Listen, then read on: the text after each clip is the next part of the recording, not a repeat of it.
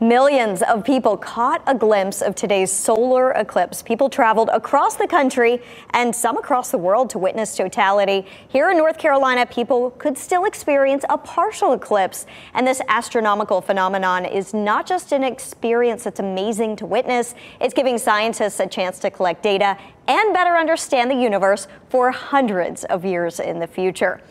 Teams here in our part of the area are part of this major mission, which will also help to improve forecasting. Civil Air Patrol Captain Shannon Babb is leading the solar eclipse mission, and she's joining us now live. Thanks so much, Shannon.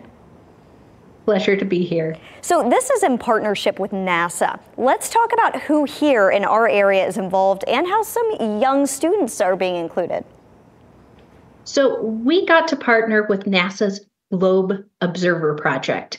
This is a project that encourages members of our community to become scientists and collect very large data sets. So in this case, we had cadets between the ages of 12 and 21.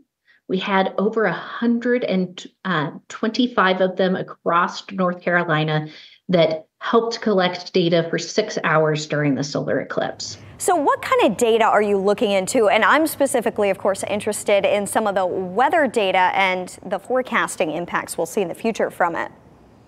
So they ended up collecting some things that may seem very basic. They were tracking air temperature.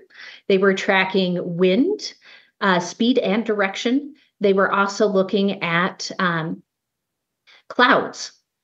And their data set is being used to understand how energy from the sun changes over the length of the eclipse. And this can be used to help improve long-term forecasting. So this is the data that will go into some of those big models that are chunked through supercomputers. Absolutely. We're looking forward to seeing that. I know at RDU, we saw temperatures fall by just over a degree. NC State, some of the researchers there saw about a 3-degree difference. So, there's also impacts to radio operations, some of the high frequency radios. So what are you seeing from that? So what our cadets were tracking was a very unique phenomenon that affects the radio frequencies that first responders use to communicate. Things like your firefighters, your police officers, your EMS. They were looking at this phenomenon that is lovingly referred to as ghosting. And they were trying to figure out, why does the solar eclipse create these gaps in our communication, these ghosts in our communication? It's a question we don't know the answer for, but I can tell you some of the cadets in North Carolina captured the ghost this eclipse. And so hopefully we're a little bit closer to understanding it. Absolutely. I have faith. You have a large team on it, and I'm looking forward to the findings. Keep us up to date when you get them. Thanks so much for being here this afternoon.